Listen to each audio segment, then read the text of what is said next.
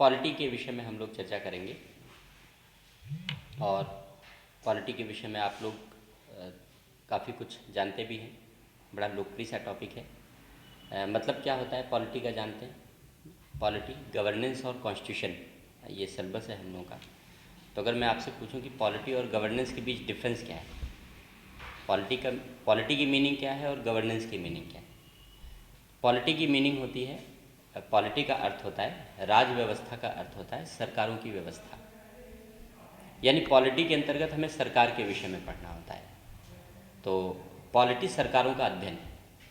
तो हर देश की अपनी पॉलिटी है, क्योंकि हर देश की अपनी एक अलग सरकार है। और यही कारण है कि पॉलिटी सरकार का अध्ययन है, लेकिन जब हम गवर्नेंस की बात करते हैं तो गवर्नेंस में सरकार का अध्ययन नहीं करते, शासन में सरकार का अध्ययन नहीं करते। शासन का मतलब क्या होता है? शासन का मतलब होता है, गवर्नेंस का मतलब होता है सरकार की कार्यप्रणाली, सरकार क्या काम करती है और सरकार काम कैसे करती है, यह शासन है। तो पॉलिटी में सरकार का क्या अध्ययन होता है? पॉलिटी में सरकार का जो अध्ययन होता है वो दो बातों पर फोकस्ड है। पहला, सरकार की संरचना, सरकार कैसे बनती है, और दूसरा सरकार के कार्य, सरकार क्या काम करती है। तो पॉलिटी है सरकार कैसे बनती है और सरकार क्या काम करती है, और शासन है सरकार काम कैसे करती है। तो ये डिफरेंस है पॉलिटी और गवर्नेंस का। आप टॉपिक पढ़ते हैं ना, पॉलिटी एंड गवर्नेंस। तो अगर आपसे पूछें कि पॉलिटी और गवर्नेंस में अंतर क्या होता है, तो ये बेसिक सा डिफरेंस है पॉलिटी और गवर्नेंस का। तो पॉलिटी के टॉपिक आप लोग पढ़ चुके हैं, उस बेसिक फ्रेमवर्क पर हम नहीं जा रहे हैं, क्योंकि बेसिक फ्रेमवर्क आपको बताया जा चुका है। एक एक टॉपिक की चर्चा जहाँ तक मैक्सिमम संभव रहेगा, जब तक मैं लखनऊ में हूँ तब तक इधर कवर कर लूँगा, क्योंकि दिल्ली अभी क्लोज्ड है, डेली 6-7 हज़ार केसेस ऑलरेडी आ रहे हैं। तो संविधान की विशेषताओं से और संविधान के परिचय से हम लोग अपनी चर्चा शुरू करते हैं। संविधान का परिचय।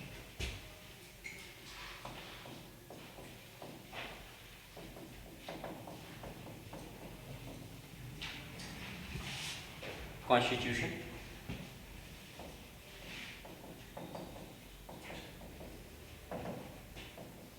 इंट्रोडक्शन।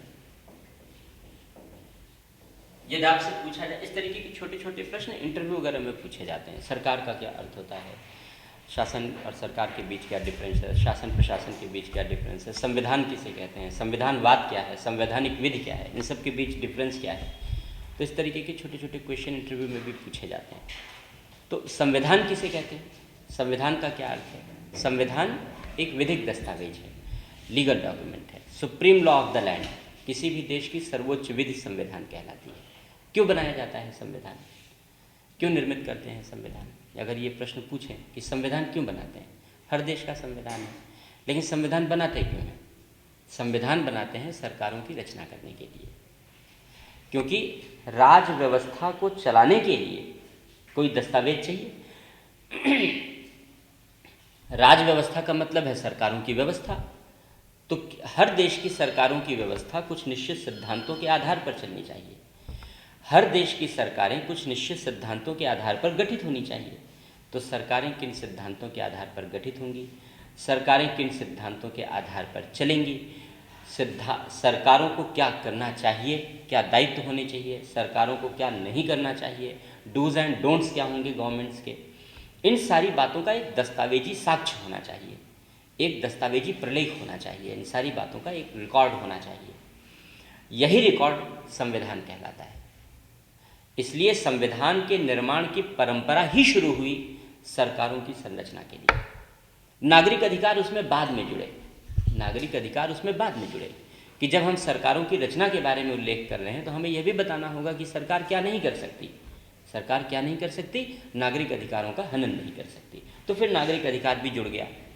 और आप ध्यान दीजिए कि जब अमेरिका का संविधान बना, सबसे पुराना संविधान है विश्व का, ओल्डेस्ट कॉन्स्टिट्यूशन है, 1787 में बनकर तैयार हुआ।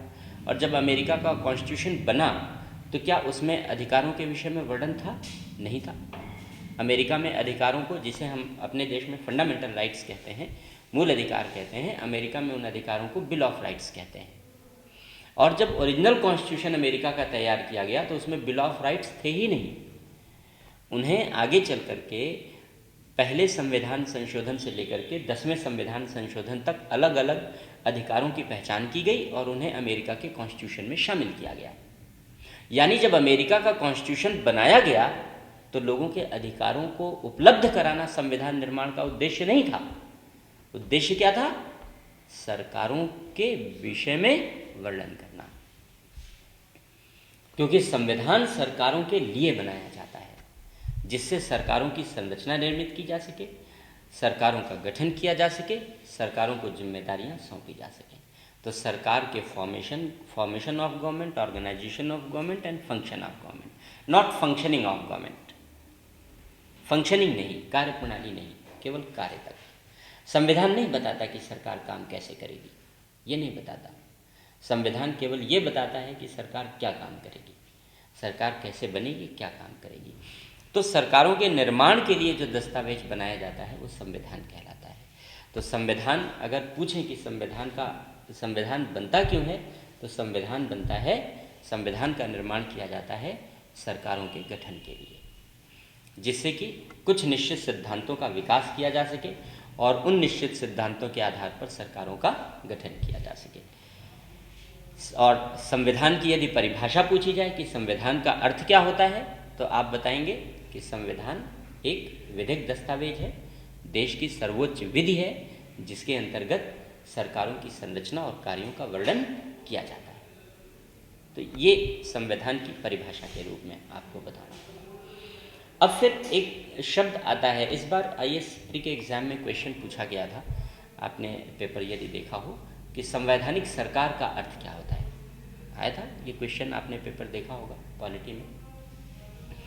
तो जो संवैधानिक सरकार का कॉन्सेप्ट है वो कॉन्स्टिट्यूशनलिज्म से निकलता है, वो संविधानवाद से निकलता है। तो संविधान के बाद जो अगला कॉन्सेप्ट होता है हमारा, वो होता है संविधानवाद।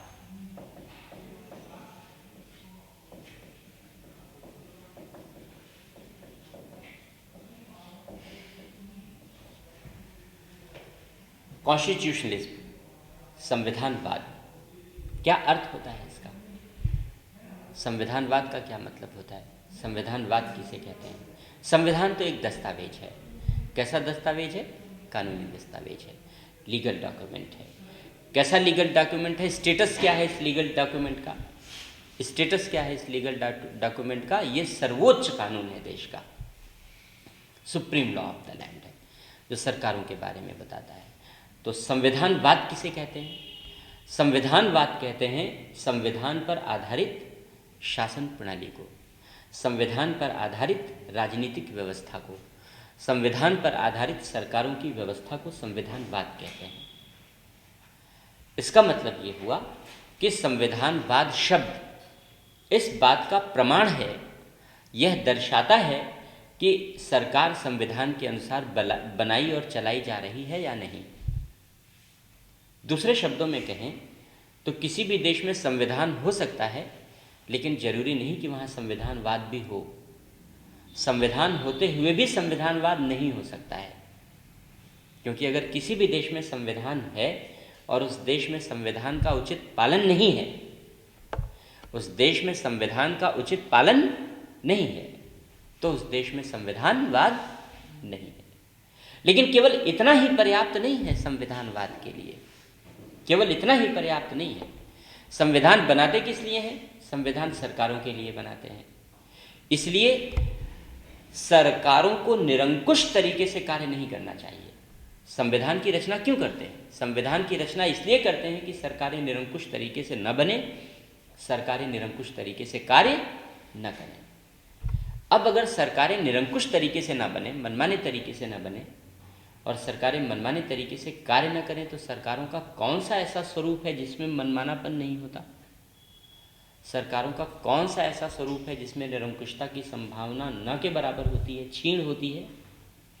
वह स्वरूप है लोकतांत्रिक स्वरूप, डेमोक्रेटिक पैटर्न। यह सरकारों का सबसे मॉडर्न पैटर्न है। और इस प्रकार जब हम संविधान की रचना करते हैं तो संविधान की रचना इस उद्देश्य से करते हैं जिससे सरकारें निरंकुश तरीके से निर्मित ना हों और सरकारें निरंकुश तरीके से कार्य न करें।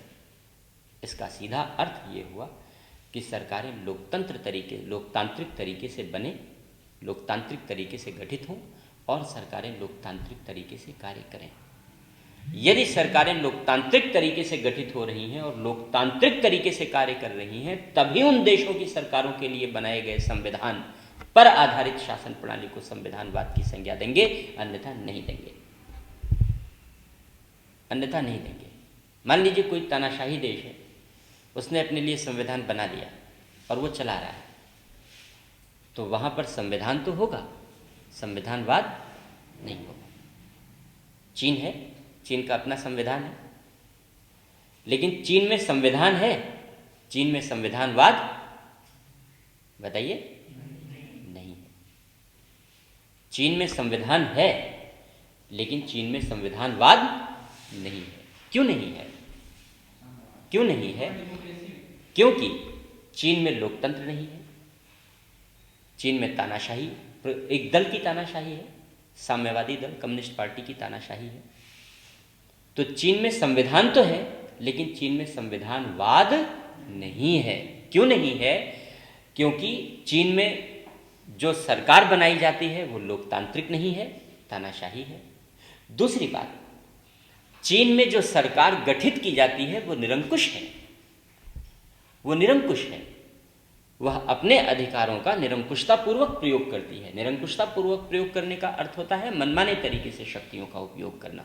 आप लोग घटना चीन की पढ़ते होंगे कि जब बच्चों ने 80 के दशक में लोकतंत्र की मांग के लिए अहिंसक मांग रखी थी सड़कों पर बैठकर, तो उन्होंने टैंक चलवा दिए, सेना के टैंक बुलाए और उन्होंने बच्चों के ऊपर टैंक चला दिए, रौंद डाला उन्हें। जो बच करके जान बचा सके, भाग करके वो बचा सके, अन्यथा सड़क पर ही मारे गए। तो चीन निरंकुश मान्यताओं वाला देश है, मनमाने तरीके से शक्तियों के प्रयोग करने वाला देश है। इसलिए चीन में संविधान है, लेकिन चीन में संविधानवाद नहीं है। यानी निरंकुश शक्तियां संविधानवाद की विरोधी हैं। अगर कोई सरकार अपनी शक्तियों का मनमाना प्रयोग करती है तो वह संविधानवाद के विरुद्ध है। तो संविधानवाद के लिए पहली बात क्या हो गई?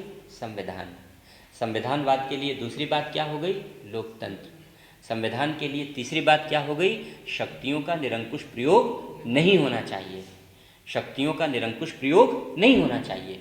और अगर शक्तियों का निरंकुश प्रयोग नहीं होना चाहिए तो ये निर्बंधन क्यों लगाया जा रहा है कि शक्तियों का मनमाना प्रयोग ना हो?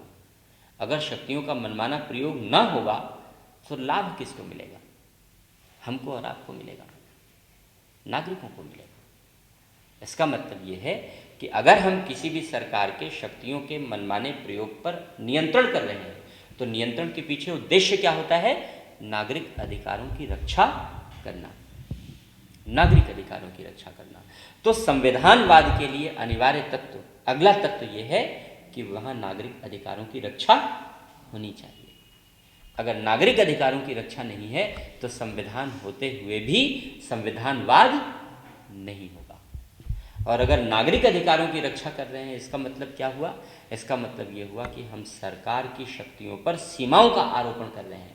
सरकार को ओपन स्काई नहीं दे रहे हैं काम करने के लिए, सरकार को कार्य करने के लिए खुला आसमान नहीं दे रहे हैं, बल्कि सरकार को कार्य करने के लिए सरकार की शक्तियों पर निर्बंधन लगा रहे हैं, उस पर प्रतिबंध लगा रहे हैं। जैसे हमने भारतीय संविधान के माध्यम से, हमने मूलाधिकारों के माध्यम से सरकार की शक्तियों पर प्रतिबंध लगा रखा है। भारतीय संविधान में सरकारों के लिए डूज और डोंट्स बताए गए हैं। आप जानते हैं संविधान के बारे में नीति निर्देशक तत्व तो बताते हैं कि सरकार को क्या करना चाहिए, और मूलाधिकार बताते हैं कि सरकार को क्या नहीं करना चाहिए, तो डूज और डोंट्स बताते हैं। और इस प्रकार संविधानवाद इस बात पर बल देता है कि नागरिक अधिकारों की रक्षा होनी चाहिए, सरकारों के मनमाने शक्तियों के प्रयोग पर नियंत्रण होना चाहिए, अर्थात सीमित सरकार की अवधारणा होनी चाहिए। अनलिमिटेड गवर्नमेंट का कॉन्सेप्ट नहीं होना चाहिए, लिमिटेड गवर्नमेंट का कॉन्सेप्ट होना चाहिए। और सीमित सरकार की अवधारणा संविधानवाद का अनिवार्य तत्व है।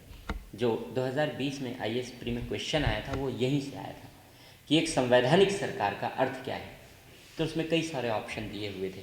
तो संवैधानिक सरकार का अर्थ होता है सीमित सरकार। सीमित सरकार का मतलब है ऐसी सरकार जो संविधान की मान्यताओं के आधार पर कार्य कर रही है और नागरिक अधिकारों की रक्षा कर रही है, नागरिक अधिकारों की रक्षा के लिए कार्य कर रही है। इसका मतलब है सरकार की शक्तियों पर प्रतिबंध लगा है, सरकार की शक्तियों पर अंकुश लगा है। सरकार मनमाने तरीके से, आर्बिट्रेरी तरीके से शक्तियों का प्रयोग नहीं कर सकती। तो ये संवैधानिक सरकार की अवधारणा है। मनमाने शक्तियों के प्रयोग में एक और तथ्य आता है कि शक्तियों का मनमाना प्रयोग न करने के लिए शक्तियों का पृथक्करण किया जाता है। शक्तियों का पृथक्करण किया जाता है, सेपरेशन ऑफ पावर्स का प्रयोग किया जाता है। सेपरेशन ऑफ पावर्स क्या है कि शक्तियों का हॉरिजॉन्टल बंटवारा होना चाहिए। विधायी शक्तियाँ अलग, कार्यपालिकी शक्तियाँ अलग और न्यायिक शक्तियाँ अलग। पहले क्या था, जो राजाओं का शासन था उसमें विधायी शक्तियाँ, कार्यपालिकी शक्तियाँ, न्यायिक शक्तियाँ सब राजा में केंद्रित होती थी। राजा की इच्छा ही कानून था, राजा की इच्छा ही निर्णय था, राजा की इच्छा ही आदेश था और राजा की इच्छा ही न्याय था। तो सारी शक्तियाँ, विधायी, कार्यपालिकी और न्यायपालिकी, तीनों शक्तियाँ राजा में केंद्रित होती थी। लेकिन जो सरकारों की आधुनिक अवधारणा है, जो संविधानवाद पर आधारित है, वह शक्तियों के पृथक्करण के तार्किक सिद्धांत पर आधारित है। तो ये एसेंशियल एलिमेंट्स हैं जो संविधानवाद की स्थापना करते हैं। अगर इनमें से कोई एलिमेंट मिसिंग होगा तो उस देश में संविधान तो होगा, संविधानवाद नहीं होगा। जैसे अपना प्यारा चिर प्रतिद्वंदी पड़ोसी पाकिस्तान, तो पाकिस्तान में संविधान तो है लेकिन पाकिस्तान में संविधानवाद नहीं। संविधानवाद क्यों नहीं है? क्योंकि वहाँ नागरिक अधिकारों की रक्षा नहीं है, पहली बात। दूसरी बात, सरकार की शक्तियों पर अंकुश नहीं है, सरकार की शक्तियाँ निरंकुश तरीके से प्रयोग की जाती हैं। आप अक्सर देखते हैं कि कोई भी सैनिक तानाशाह प्रधानमंत्री को और राष्ट्रपति को कहता है कि चलो हो गई तुम्हारी सरकार, अब मेरी सरकार बनेगी। परवेज मुशर्रफ ने बना दी थी, बाजवा बनाने वाले थे, बनाते बनाते रह गए क्योंकि उनके कार्यकाल को विस्तार दे दिया गया। और अगर उनके कार्यकाल को विस्तार नहीं दिया गया होता तो ये तय था कि इमरान खान की सरकार चली जाती और बाजवा परवेज मुशर्रफ की तरीके से कुर्सी पर आसीन हो जाते। लेकिन स्थिति को भांपते हुए इमरान सरकार ने तुरंत निर्णय लिया और अपने कानून में संशोधन किया और कानून में संशोधन करके बाजवा के टर्म को, उनके कार्यकाल को बढ़ा दिया। तो अगर एक सेना का प्रधान क्या है, वो अधिकारी है, ऑफिसर है, वो एग्जीक्यूटिव हैंड है, वो सरकार नहीं है, वो सरकार नहीं है, वो केवल एग्जीक्यूटिव हैंड है, वो केवल कार्यकारी अंग है। लेकिन एक कार्यकारी अंग के पास इतनी बड़ी शक्तियां हैं कि वो सरकार को चुनौती दे देता है। एक कार्यकारी अंग के पास इतनी शक्तियां हैं कि वो सरकार को रिप्लेस कर देता है और कहता है अब मैं सरकार हूं, अब मैं सरकार बनाऊंगा और चलाऊंगा। स्वाभाविक सी बात है कि ये शक्तियों का उचित पृथक्करण वहां पर नहीं, शक्तियों के मनमाने प्रयोग के अवसर हैं, होते रहे। इसलिए पाकिस्तान में संविधान होते हुए भी संविधानवाद नहीं है। तो संविधानवाद आज के समय में बड़ा फैशनेबल वर्ड है, ग्लोबलाइजेशन के वर्ड में, विशेषकर जब गुड गवर्नेंस का कॉन्सेप्ट आया, अच्छे शासन की संकल्पना वर्ल्ड बैंक ने दी 1992 में। वर्ल्ड बैंक ने गुड गवर्नेंस का कॉन्सेप्ट दिया, विश्व बैंक ने अच्छे शासन की अवधारणा दी। और इस अच्छे शासन के कॉन्सेप्ट के बाद धीरे धीरे संविधानवाद शब्द, कॉन्सेप्ट के रूप में संविधानवाद बहुत पुराना है, लेकिन संविधानवाद शब्द का प्रयोग अब प्रचलन में आने लगा। वरना पहले की किताबों में आप संविधानवाद पर चर्चा कम देखेंगे, आप संविधान तक ही आप अध्ययन देखते हैं। इसलिए जो पुरानी पुस्तकें लिखी गई उसमें संविधानवाद को फोकस नहीं किया गया। लेकिन अब आज के समय में संविधानवाद को फोकस किया जा रहा है, क्योंकि गुड गवर्नेंस के लक्षण नहीं हैं, बहुत सारे देशों में नहीं है, हमारे देश में भी नहीं है गुड गवर्नेंस के लक्षण। जिस देश की 1/4 जनता, 30 करोड़ जनता 2 वक्त का भोजन न प्राप्त करती हो, कैसा गुड गवर्नेंस? 70 सालों में हमने इतनी तरक्की की है कि 70 सालों में हमने इतनी तरक्की की है कि हम अपने देश के 30 करोड़ जनता का 2 वक्त का पेट नहीं भर सकते। तो गुड गवर्नेंस नहीं। हंगर इंडेक्स अभी पिछले महीने आया, हंगर इंडेक्स में हमारी स्थिति बहुत पुअर है, बहुत खराब है। करप्शन इंडेक्स की रिपोर्ट आई, उसमें भी हम बहुत नीचे हैं। तो हर जगह नीचे। कहीं ऊपर आ ही नहीं रहा। तो स्वाभाविक सी बात यह है कि गुड गवर्नेंस के जितने भी स्टैंडर्ड हैं, उस गुड गवर्नेंस के स्टैंडर्ड में हम कहीं भी फिट नहीं बैठते। अगर गुड गवर्नेंस के स्टैंडर्ड में हम फिट नहीं बैठते, विश्व का सबसे अच्छा, सबसे बड़ा संविधान लेकर बैठे हैं, 70 सालों से लेकर बैठे हैं, तो इसका मतलब संविधानवाद को लेकर कहीं चुनौती है, संविधान को लेकर नहीं। तो फोकस संविधानवाद पर होना चाहिए। तो संविधानवाद एक अच्छा शब्द है। आज के समय में क्वेश्चन अब बनने शुरू हो गए, पहले नहीं बनते थे। ये पहली बार क्वेश्चन आया 2020 के एग्ज़ाम में, और निश्चित रूप से आगे भी आएंगे, मेन एग्जामिनेशन में भी आएंगे इस पर क्वेश्चन। तो कॉन्सेप्ट की क्लैरिटी जरूरी है कि संविधान और संविधानवाद के बीच डिफरेंस क्या है और संविधानवाद क्या है। तो भविष्य के लिए संविधानवाद का कॉन्सेप्ट आपके एग्ज़ाम के लिए बहुत इम्पॉर्टेंट है, बहुत महत्वपूर्ण है। क्लियर हुआ? समझ में आया? कोई कन्फ्यूज़न, कोई डाउट हो? ठीक है, लिखाने की ज़रूरत तो नहीं है। क्लियर। तो अब हम लोग फिर इस छोटे से कॉन्सेप्ट के बाद फिर भारत के संविधान की चर्चा हम लोग करते हैं। संविधान की विशेषताओं पर आते हैं, अपने टॉपिक पर आते हैं एक एक, जो मुझे बताया गया है कि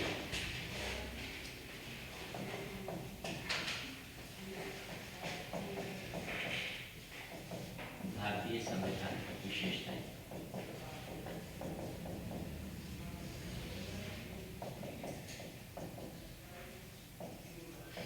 फीचर्स ऑफ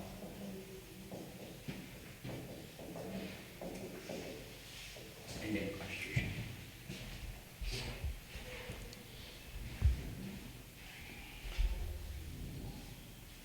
जब बुक पढ़ते हैं तो बहुत सारे फीचर्स एनुमरेट की गई हैं वहाँ पर, लेकिन उन सारे फीचर्स को हम लोग यहाँ पर नहीं पढ़ने वाले हैं, क्योंकि उन सारी बातों की चर्चा आगे होती है। फंडामेंटल राइट है, संविधान संशोधन है, डीपीएसपी हैं, फंडामेंटल ड्यूटीज़ हैं, तो ये सब चर्चा अपने आप आगे होगी।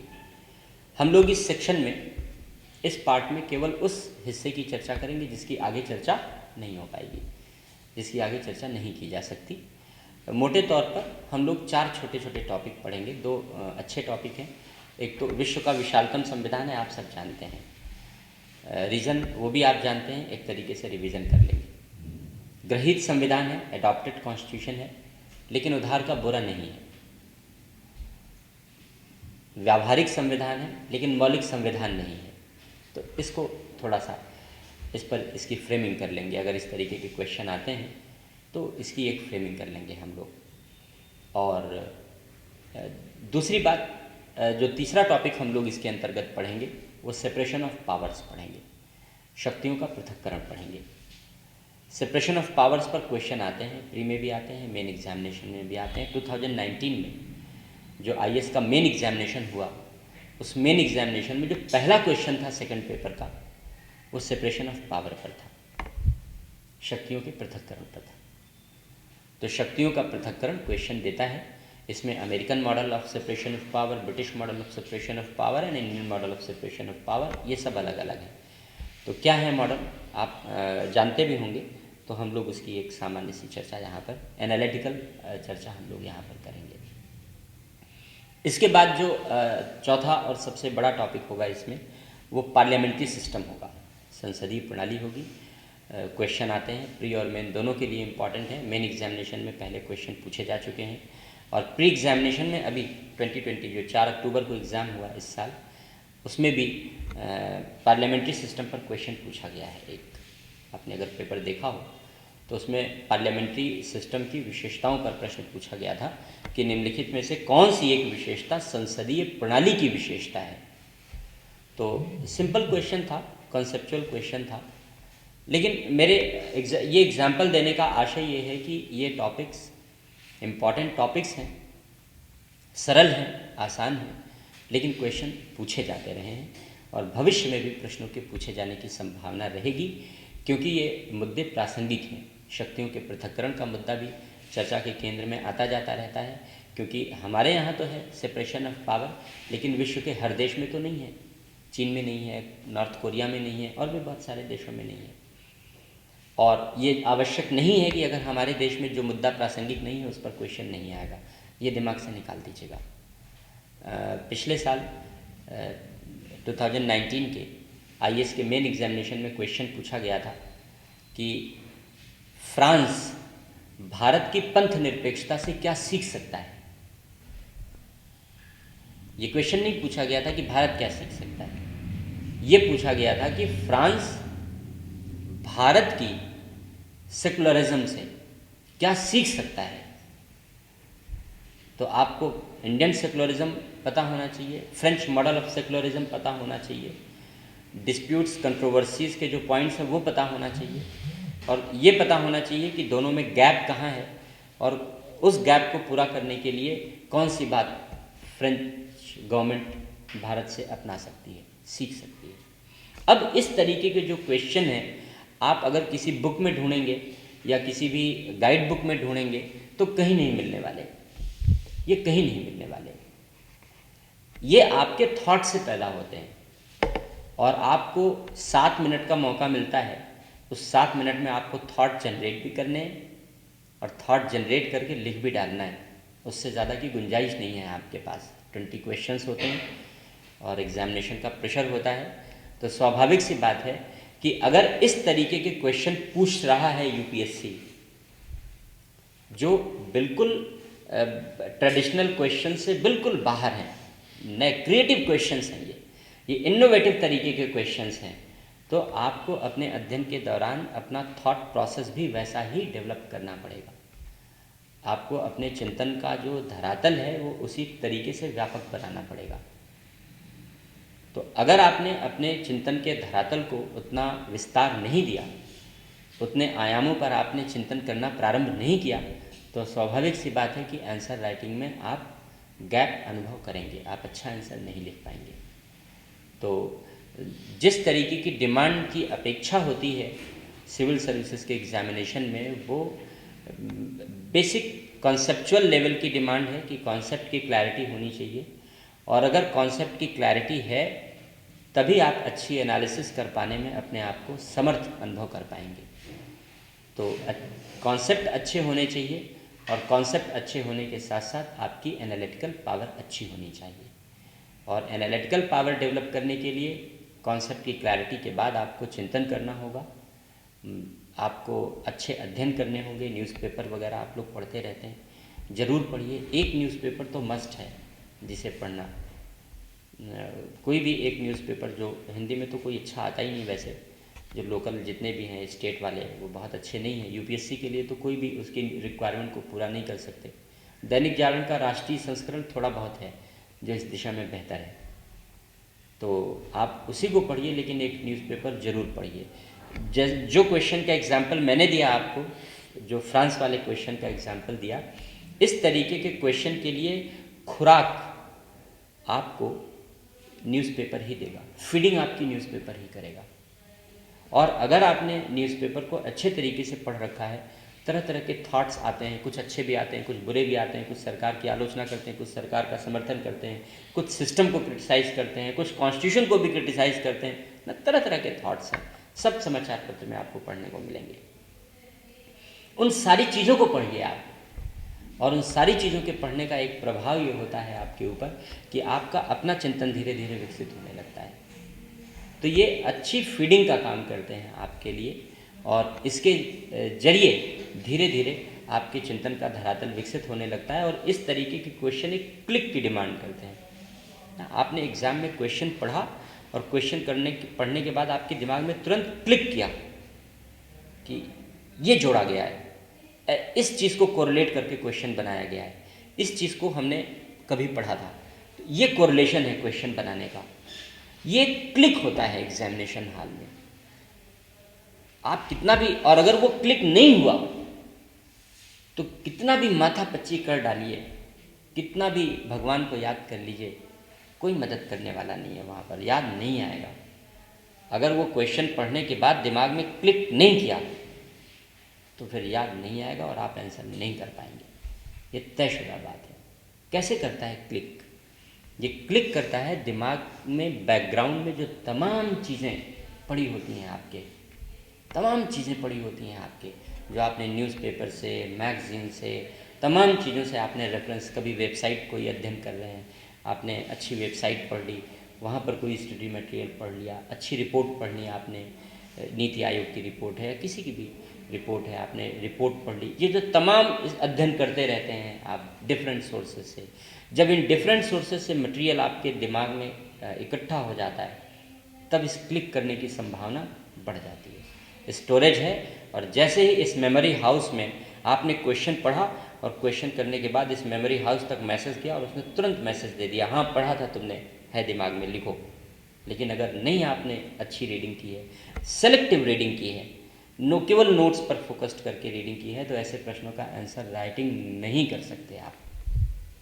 तो चर्चा हम लोग कर रहे हैं यहाँ पर, अध्ययन कर रहे हैं हम लोग, ऑलमोस्ट सारे एस्पेक्ट को कवर करते चलते हैं, लेकिन उन सारे एस्पेक्ट को कवर करने के बाद भी जो आपकी रिक्वायरमेंट है वो है अध्ययन को और ज़्यादा विस्तार देना। और अगर आप न्यूज़पेपर और मैगज़ीन कवर करते चलते हैं तो वो अपने आप में सफिशिएंट है, ये ध्यान रखना है। तो हम लोग आते हैं, ये एक नेचर का डिस्कशन था कि क्वेश्चन कैसे पूछे जाते हैं अलग अलग, और उस क्वेश्चंस के लिए हमारा अप्रोच क्या होना चाहिए।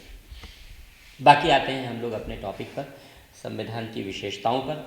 तो सबसे पहला टॉपिक है भारत का संविधान विश्व का विशालतम संविधान है, आप जानते हैं। किसने कहा है, किसने संज्ञा दी है? इंडियन कॉन्स्टिट्यूशन को lengthiest constitution of the world किसने कहा है? जेनिंग्स ने कहा।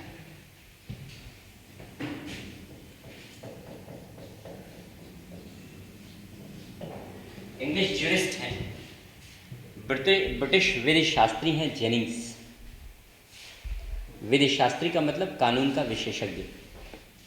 तो जेनिंग्स ब्रिटिश विधि शास्त्री हैं और उन्होंने भारतीय संविधान पर कमेंट करते हुए भारतीय संविधान को विश्व के विशालतम संविधान की संज्ञा दी है।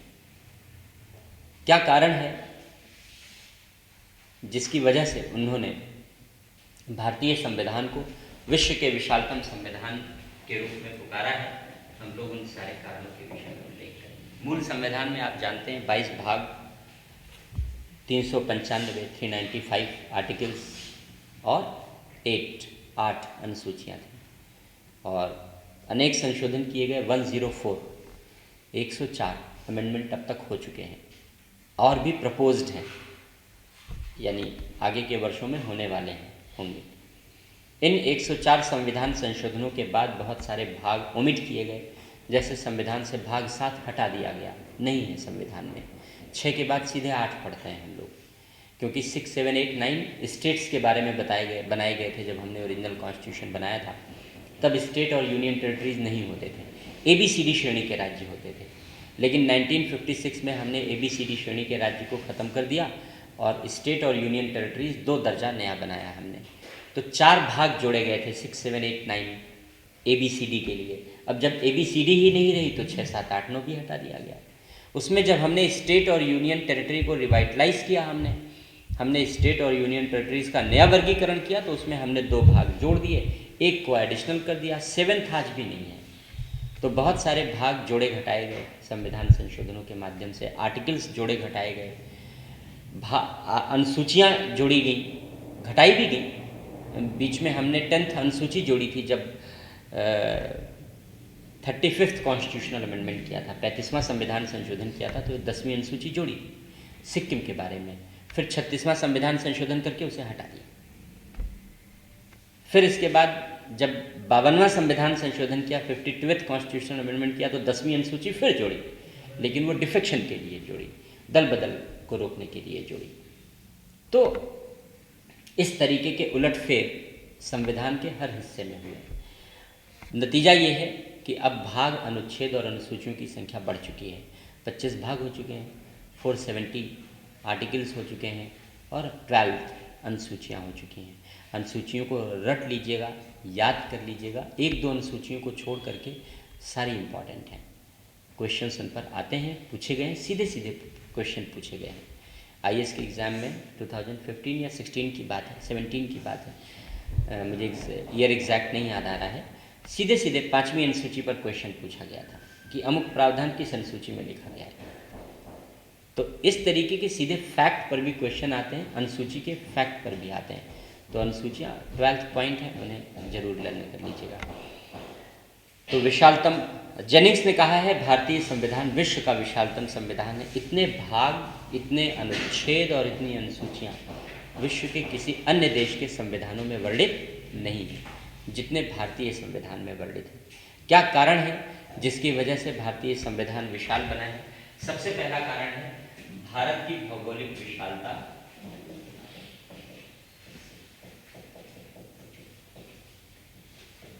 और विविधता। भारत की भौगोलिक विशालता और विविधता के कारण संविधान में अनेक प्रावधानों की रचना करनी पड़ी है। राज्य के साथ साथ यूनियन टेरिटरीज बनाई गई हैं, संघ राज्य क्षेत्र बनाए गए हैं। संविधान में भाग 21 जोड़ा गया है, पार्ट 21 जोड़ा गया है। वो अस्थायी संक्रमणकालीन उपबंधों का पार्ट है। लेकिन आर्टिकल 370 जम्मू कश्मीर के बारे में प्रावधान जो अब डाइल्यूट हो चुका है, लेकिन 370 अभी तो मेंशन तो है ही, डाइल्यूटेड है।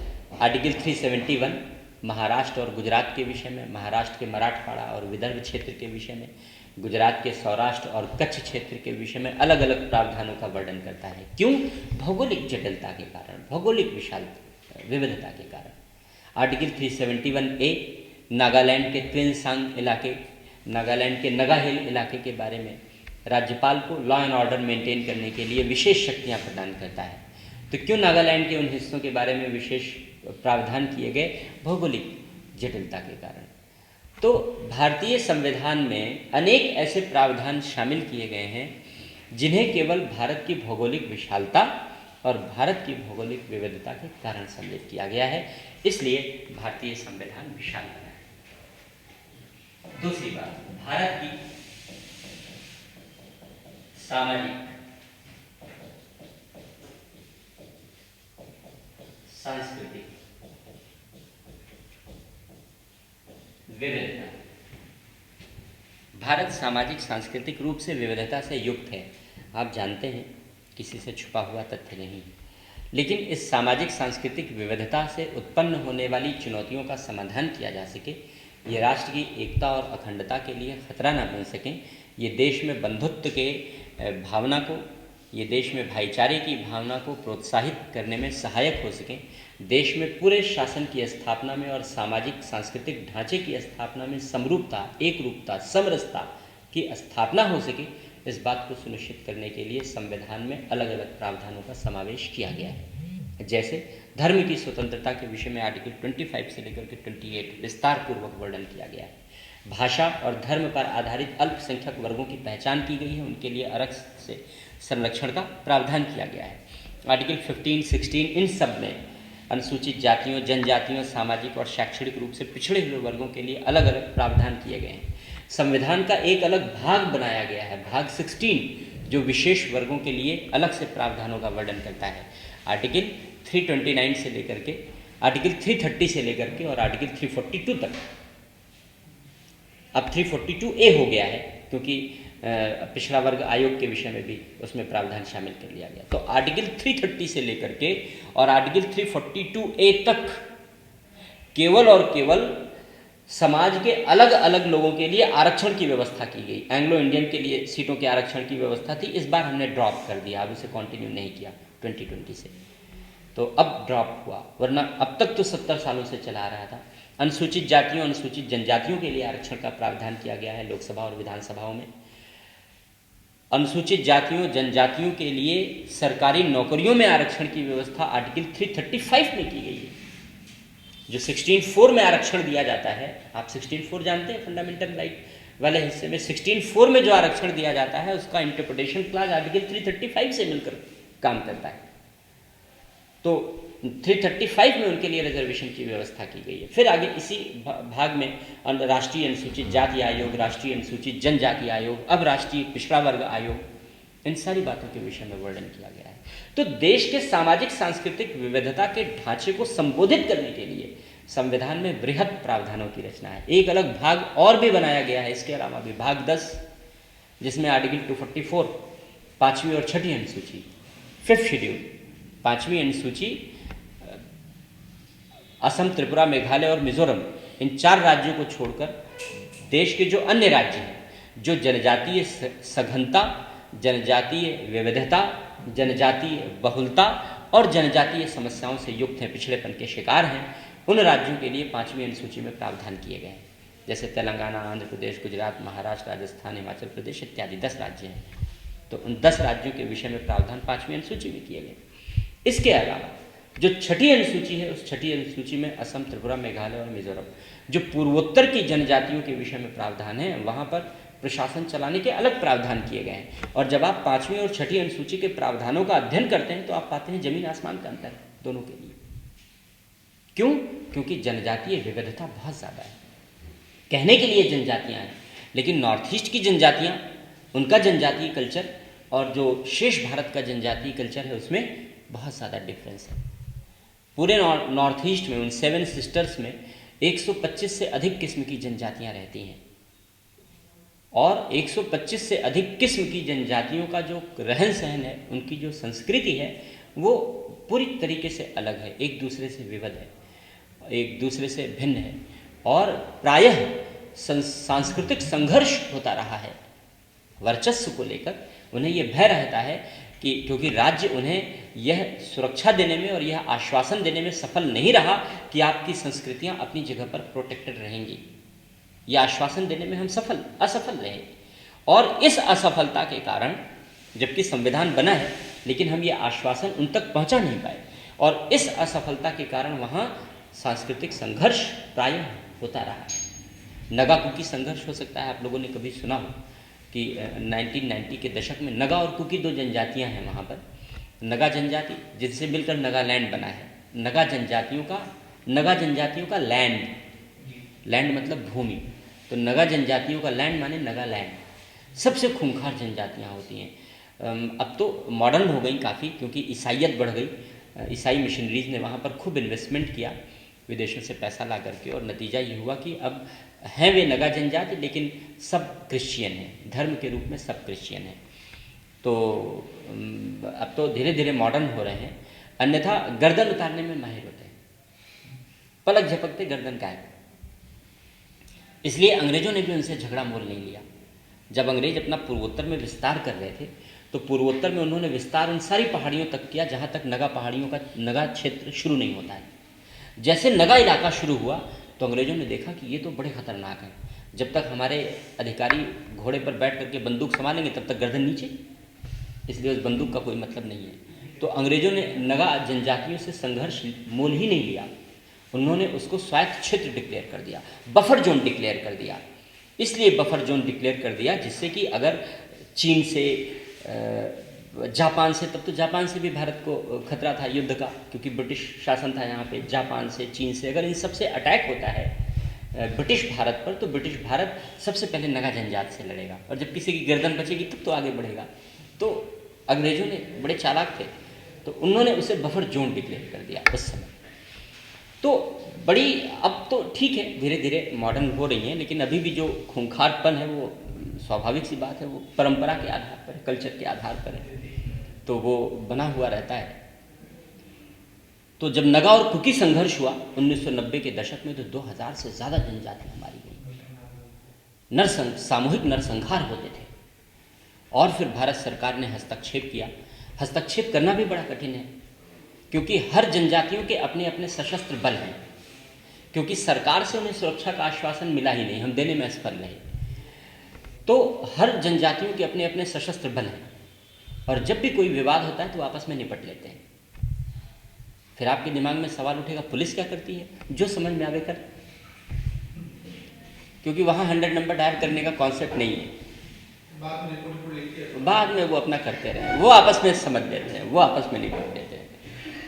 तो मैं विविधता का उदाहरण दे रहा था कि जो नॉर्थ ईस्ट की जनजातियां हैं वो शेष भारत की जनजातियों से सांस्कृतिक रूप से, सामाजिक रूप से बिल्कुल भिन्न हैं, बिल्कुल भिन्न हैं। बाकी जब हम लोग 5th शेड्यूल 6th शेड्यूल पढ़ते हैं और सिक्योरिटी पढ़ते हैं, तो उसमें उन सारी बातों को, क्योंकि नॉर्थ ईस्ट की इंसर्जेंसी को ख़त्म करना हमारे लिए बहुत बड़ा चैलेंज है। नगा ग्रुप से लगातार सरकार बातचीत कर रही है, कभी खबरें आती हैं कि सफल हो रही है, सफलता की ओर बढ़ रही है, कभी खबर आती है कि ना फिर से विफलता की ओर बढ़ रही है, तो अपने आप में बड़ा चैलेंज है, क्योंकि नगा जनजातियों ने अपने लिए नगालिम की मांग कर रखी है। वो अपने लिए एक अलग देश बनाना चाहते हैं, जिसमें चाहते हैं कि वर्तमान नागालैंड हो, अरुणाचल प्रदेश का कुछ हिस्सा शामिल हो, कुछ मणिपुर का जो ऊपरी मणिपुर का इलाका है जहाँ नगा जनजातियाँ रहती हैं वो भी शामिल हो, और म्यांमार का कुछ हिस्सा जो हमारे पास नहीं है वो भी उसमें शामिल हो। तो ये सब ले करके वो एक अपना अलग देश बनाना चाहते हैं। तो बड़ी महत्वाकांक्षी योजना है उनकी, सफल नहीं होने वाली है, लेकिन फ़िलहाल इस बात को लेकर के इंसर्जेंसी तो है ही, और बड़ी इंसर्जेंट एक्टिविटीज़ हुई हैं। तो सामाजिक सांस्कृतिक विविधता हमने और सबसे बड़ी हमारे संविधान की सबसे बड़ी विशेषता ये है कि हमने देश के इस पूरे देश के, जबकि उस समय आप कल्पना कीजिए कि आज जैसा कम्युनिकेशन सिस्टम तो था ही नहीं, लेकिन हमने उस पिछड़ेपन में भी देश के हर छोटे छोटे समुदाय को आइडेंटिफाई किया है, उसकी सामाजिक सांस्कृतिक विविधता को चिन्हित किया है, उसको सम्मान दिया है और उसको संविधान में संरक्षण दिया है। इसलिए भारतीय संविधान विशाल बना है, व्यापक बना है। तीसरी बात, संघ व राज्य के लिए एक संविधान।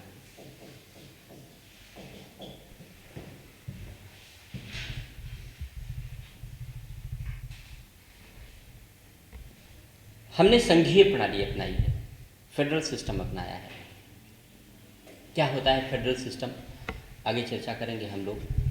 और फेडरल सिस्टम को फिर लेकर के बहुत सारी आलोचनाएं भी हैं, अर्ध संघीय भी कहा जाता है, गलत है।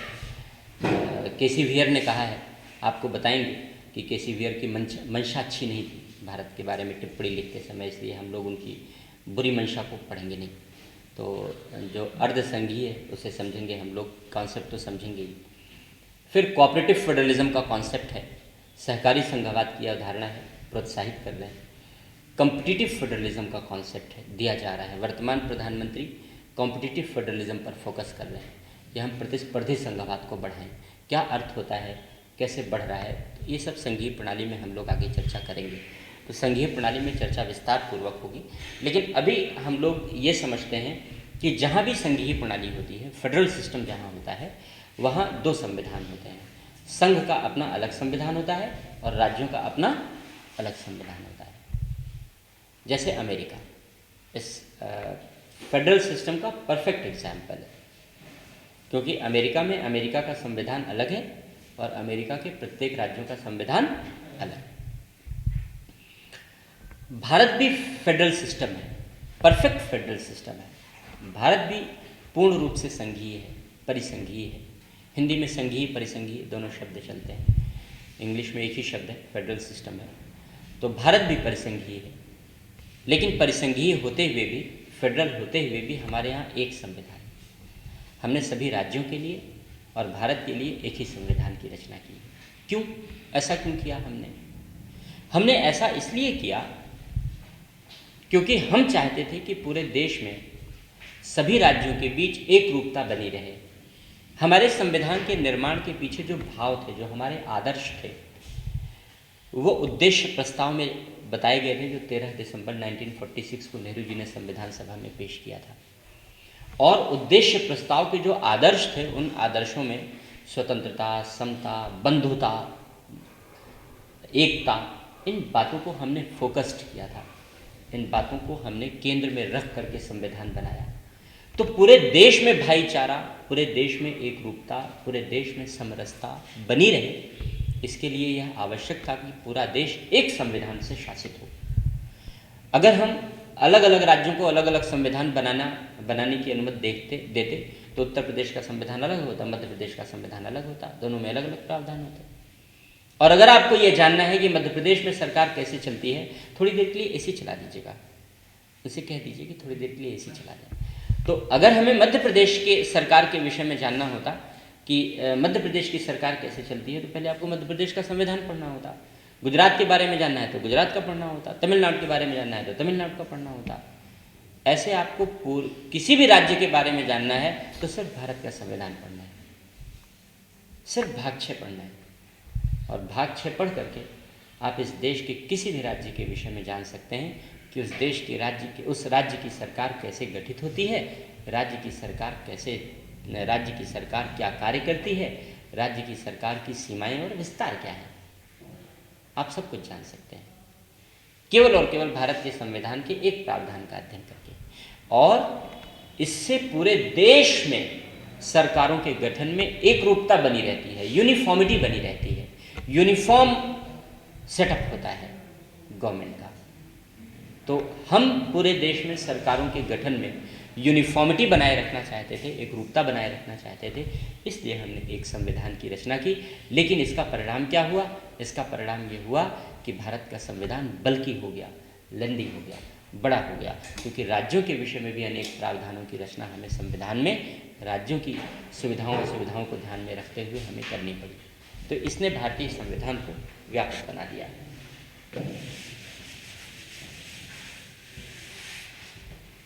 अगली बात,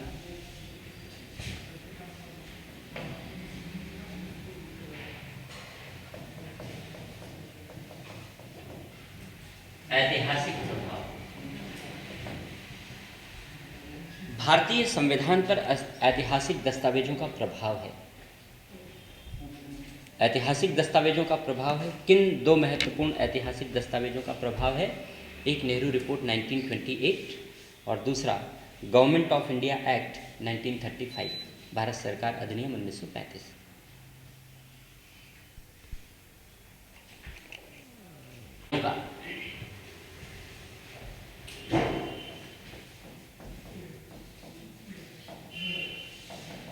नेहरू रिपोर्ट 1928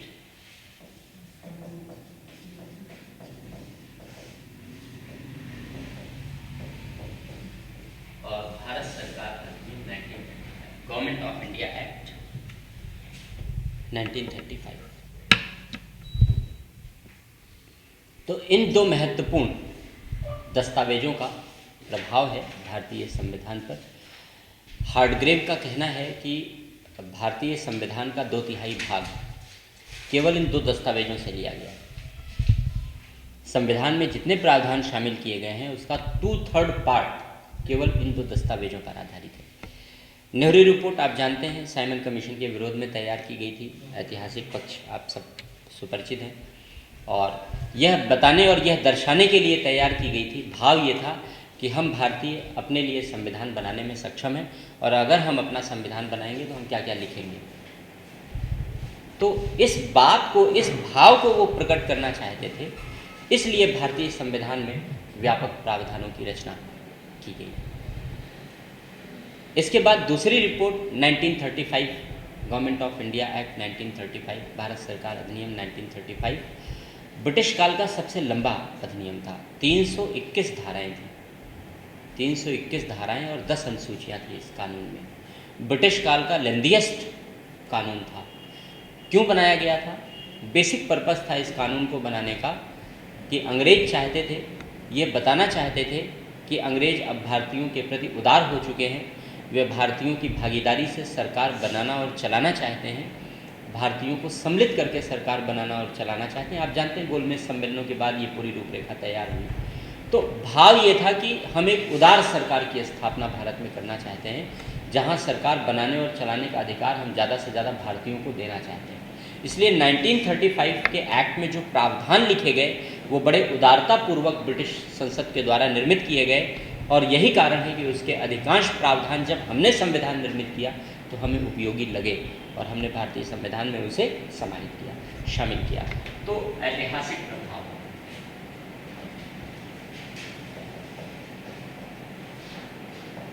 ग्रहीत संविधान, अडॉप्टेड कॉन्स्टिट्यूशन। भारतीय संविधान को ग्रहीत संविधान कहते हैं, ग्रहण किया गया संविधान है। जब संविधान बन रहा था तो BN राव, बेनेगल नरसिंह राव को संविधान सभा का संवैधानिक सलाहकार नियुक्त किया गया।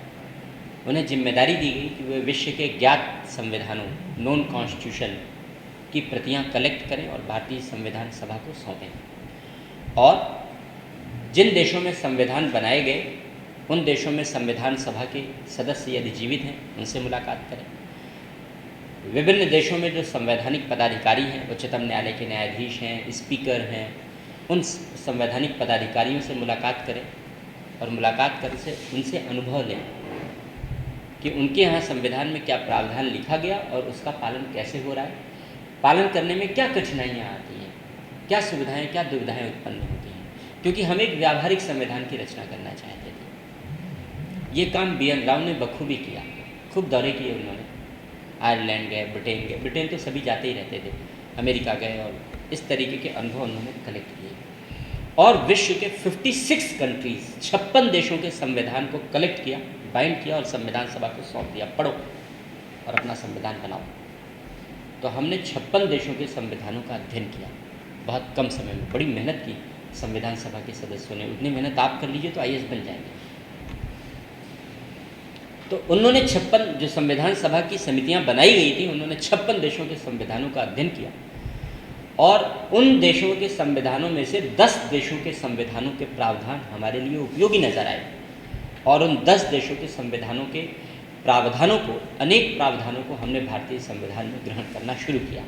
जैसे अमेरिका से फंडामेंटल राइट्स का कॉन्सेप्ट लिया गया, न्यायपालिका की स्वतंत्रता और निष्पक्षता की संकल्पना ली गई, जुडिशियल रिव्यू का कॉन्सेप्ट लिया गया, ब्रिटेन से पार्लियामेंट्री सिस्टम लिया गया, पार्लियामेंट्री प्रिविलेजेस का कॉन्सेप्ट लिया गया, तमाम बातें आप जानते हैं। तो हमने विदेशी संविधानों से बहुत सारे प्रावधान ग्रहण करके भारतीय संविधान में समाहित किए हैं, शामिल किए हैं। इसलिए भारतीय संविधान व्यापक बना है और विशाल बना है। अगली बात, ऐसे प्रावधान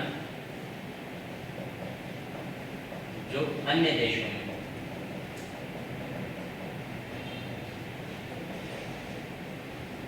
संविधान का भाग नहीं।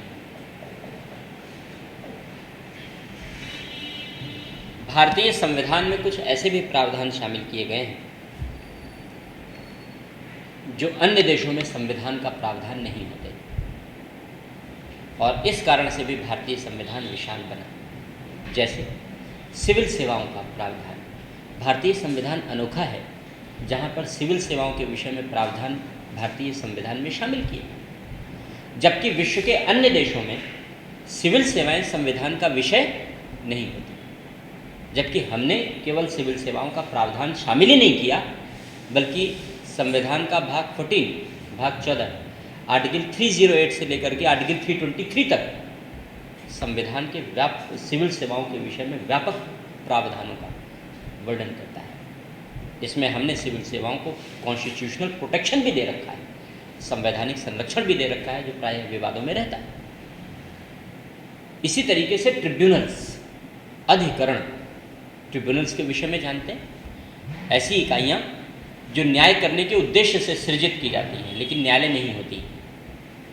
वे न्यायालय नहीं होती यानी न्यायाधीशों से मिलकर नहीं बनती, लेकिन न्याय करने के उद्देश्य से सृजित की जाती हैं, उन्हें हम ट्रिब्यूनल्स कहते हैं। जैसे कैट, सेंट्रल एडमिनिस्ट्रेटिव ट्रिब्यूनल्स, जैसे NGT, नेशनल ग्रीन ट्रिब्यूनल इत्यादि आदि 36 ट्रिब्यूनल हैं इस समय देश में, 36 ट्रिब्यूनल काम कर रहे हैं। तो ट्रिब्यूनल्स के विषय में भारतीय संविधान में ही प्रावधान लिखे गए हैं। Part 14A, article 323A, article 323B, इन अनुच्छेदों में ट्रिब्यूनल्स के विषय में, अधिकरणों के विषय में प्रावधानों की रचना की गई है, जबकि ट्रिब्यूनल्स किसी भी अन्य देश के संविधान में संविधान का हिस्सा नहीं होते, संविधान का भाग नहीं होते। तो हमने संविधान में ऐसे प्रावधानों को भी शामिल किया है जो अन्य देशों में संविधान की विषय वस्तु नहीं होते। चूँकि वे अन्य देशों में संविधान की विषय वस्तु नहीं होते, इसलिए अन्य देशों के संविधान भारत की तुलना में कम बल्कि हैं, छोटे हैं, लेकिन भारत का संविधान उन देशों के संविधानों की तुलना में बल्कि है, लंदी है, बड़ा है, विशाल है, क्योंकि हमने ऐसे प्रावधानों को समावेशित किया है। तो अगर एक्सप्लेन करने के लिए आता है तो हम इन सारे पॉइंट्स को एक्सप्लेन करेंगे, ठीक है? अब भारतीय संविधान के विषय में जेनिंग्स ने न केवल ये बात बताई, बल्कि जेनिंग्स ने भारतीय संविधान की आलोचना भी की। और जेनिंग्स ने भारतीय संविधान की आलोचना करते हुए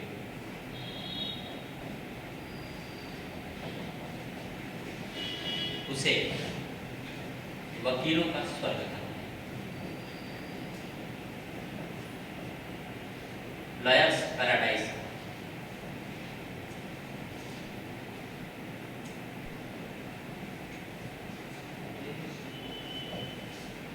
जेनिंग्स।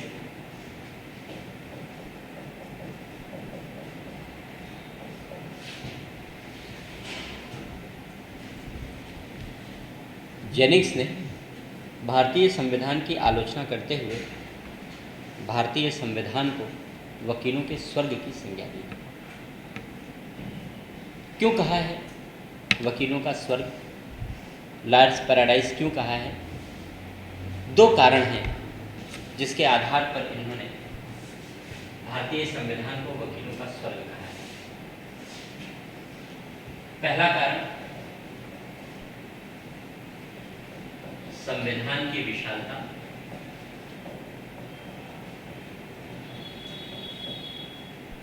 और दूसरा कारण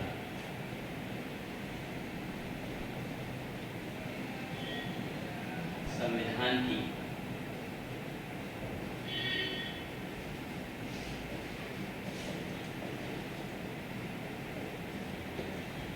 भाषा शैली की जटिलता है। दो कारण हैं जिससे जेनिंग्स ने भारतीय संविधान को वकीलों का स्वर्ग कहकर पुकारा है, संबोधित किया। ये क्वेश्चन पूछा जा चुका है किसी स्टेट पीसीएस में। तो क्यों वकीलों का स्वर्ग कहा है? भारतीय संविधान विशाल है, बड़ा है। विशाल होने के कारण, बड़ा होने के कारण संविधान के भीतर विवादों के उत्पन्न होने की संभावना बढ़ जाती है। और जब भी संविधान के अधीन उत्पन्न होने वाले विवाद की संख्या बढ़ेगी तो ऐसे विवाद उच्चतम न्यायालय में लाए जाएंगे, क्योंकि संविधान की व्याख्या करने का अंतिम अधिकार किसे है? उच्चतम न्यायालय को। उच्चतम न्यायालय ही संविधान का अंतिम व्याख्याकार है। और इस प्रकार चूंकि संविधान विशाल है, बड़ा है, संविधान में प्रावधानों की रचना अलग अलग हिस्सों को लेकर के शामिल की गई है, इसलिए अगर उस क्षेत्र में कोई भी विवाद उत्पन्न होते हैं तो संविधान की व्याख्या का दायित्व उच्चतम न्यायालय निभाता है। उच्चतम न्यायालय संविधान की व्याख्या कैसे करता है? उच्चतम न्यायालय संविधान की व्याख्या अपने विवेक से नहीं करता। उच्चतम न्यायालय उन तर्कों, उन साक्ष्यों के आधार पर निर्णय देने के लिए बाध्य है जो उसके सम्मुख बहस के दौरान, आर्गुमेंट के दौरान प्रस्तुत किए जाते हैं। आप देखते हैं ना, बड़े लंबे लंबे जजमेंट होते हैं सुप्रीम कोर्ट के, 2000 पेज, 2500 पेज। तो आपके दिमाग में आता होगा क्या लिख डाला इन्होंने। तो वो बेसिक रीज़न ही यही है कि जब जजमेंट लिखता है न्यायाधीश, तो जजमेंट लिखने के बाद पहले वो बताता है कि केस के कंटेंट क्या थे, किसकी वजह से केस आया है। तो केस का रीज़न लिखता है, उसका कारण लिखता है। फिर वो लिखता है कि केस के लिए कौन कौन लोग अपीयर हुए, पक्ष और विपक्ष दोनों में, फेवर और डिसफेवर में कौन कौन, पिटिशनर और रिस्पोंडेंट दोनों के लिए कौन कौन लोग अपीयर हुए, उन लोगों ने क्या क्या आर्गूमेंट रखा, उन लोगों ने क्या क्या एविडेंसेस पेश किए, क्या क्या साक्ष्य दिए, तो उन सब का ब्यौरा लिखता है जजमेंट में। उन सब का ब्यौरा लिखने के बाद, उन सब का विवरण लिखने के बाद अंत में कंक्लूजन लिखता है, अंत में जजमेंट लिखता है कि इस मामले में इन तर्कों और इन साक्ष्यों के आधार पर हम इस निष्कर्ष पर पहुंच रहे हैं XYZ। तो जब कोर्ट जजमेंट देता है तो जजमेंट हमेशा उन तर्कों और साक्ष्यों के आधार पर ही देता है जो उसके सामने कोर्ट में प्रस्तुत कराए गए। उसके बियॉन्ड जाकर के वो सोच नहीं सकता, उसके बियॉन्ड जाकर के वो जजमेंट दे नहीं सकता। ये उसकी न्यायिक बाध्यता है। और तर्क और साक्ष्य पेश कौन करता है? वकील। सुप्रीम कोर्ट में जो दस्तावेज पेश करने वाले वकील हैं उनको एडवोकेट्स ऑन रिकॉर्ड कहते हैं। सुप्रीम कोर्ट इनका एग्ज़ाम लेता है। एग्ज़ाम लेकर के उनको क्वालिफाई करता है, उनको सर्टिफाई करता है कि you are advocate on record. और जो लोग एडवोकेट ऑन रिकॉर्ड होते हैं वही सुप्रीम कोर्ट में कोई डॉक्यूमेंट पेश कर सकते हैं और कोई नहीं पेश कर सकता। आप इलाहाबाद हाई कोर्ट के वकील हैं तो वहाँ जा कर के बहस कर सकते हैं, लेकिन दस्तावेज पेश नहीं कर सकते, एविडेंस पेश नहीं कर सकते।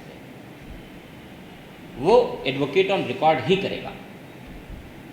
तो कहने का आशय ये है कि जब उच्चतम न्यायालय कोई भी व्याख्या करता है, संविधान के किसी भी विवाद की व्याख्या करता है, तो उस विवाद की व्याख्या वह हमेशा उन आधारों, उन तर्कों, उन साक्ष्यों के आधार पर करता है जो वकीलों के द्वारा उसके समक्ष प्रस्तुत किए जाते हैं। और अगर ज़्यादा से ज़्यादा केसेस होंगे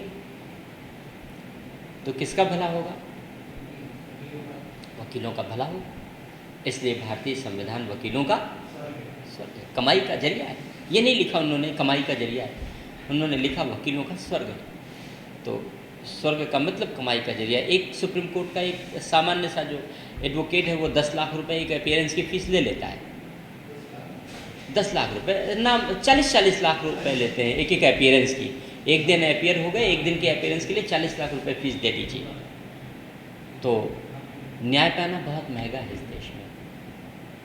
ये बात कहना बड़ा अतार्किक सा लगता है और लोग कहते हैं कि सर आप इस तरीके से खुले में कह देते हैं, कोर्ट सुनेगा तो कॉन्टेम्प्ट ऑफ कोर्ट कर देगा। लेकिन ये वास्तविकता है कि अगर जनहित याचिका जैसी संकल्पनाएं विकसित न होती तो इस देश में गरीबों को न्याय न मिलता। ये वास्तविकता है, क्योंकि न्याय पाना बहुत महंगा है, बहुत जटिल है, बहुत चुनौतीपूर्ण है।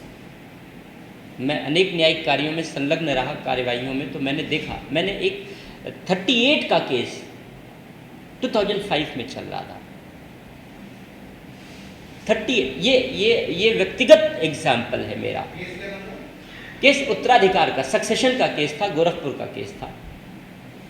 और इलाहाबाद हाई कोर्ट में जब मेरे सामने फाइल आई तो मैंने क्लर्क से कहा कि बुद्धि लगा लिया करो, 88 बनाओ इसे।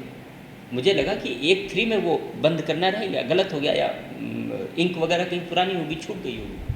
तो उसने कहा सर पढ़ तो लो पहले आप केस पढ़िए तो सही।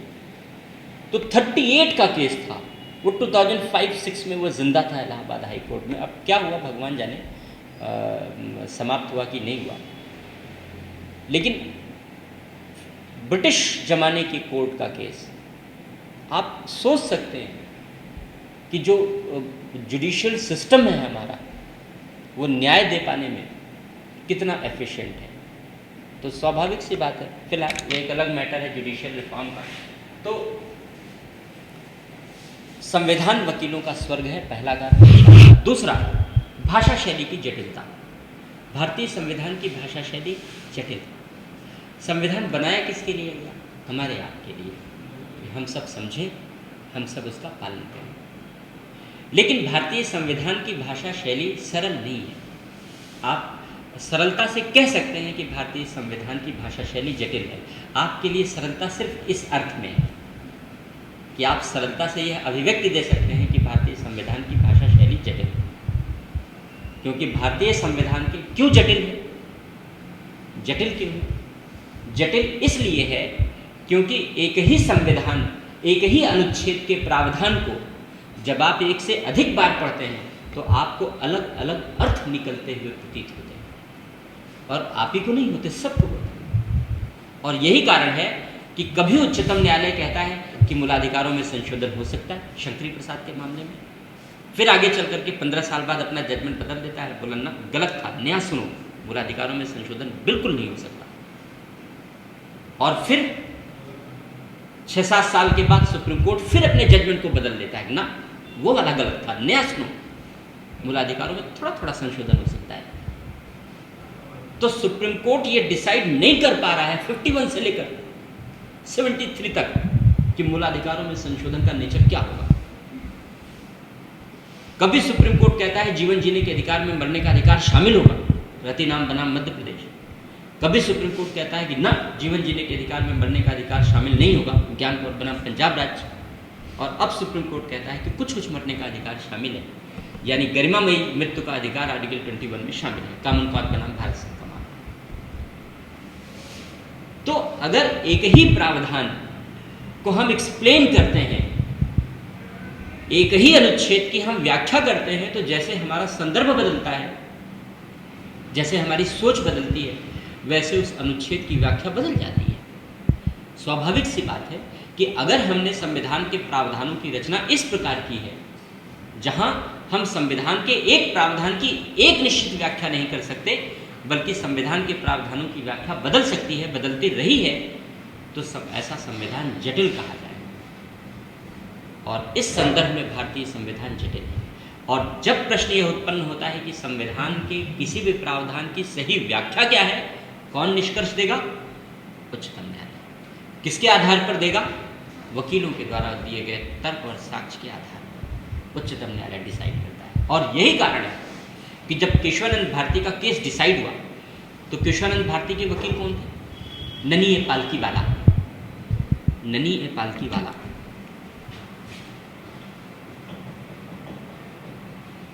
वकील नहीं बनना चाहते थे, टीचर बनना चाहते थे, लेकिन नौकरी नहीं मिली, जुगाड़ से किसी दूसरे का हो गया। जुगाड़ उस समय भी चलता था, आज भी कंटिन्यू।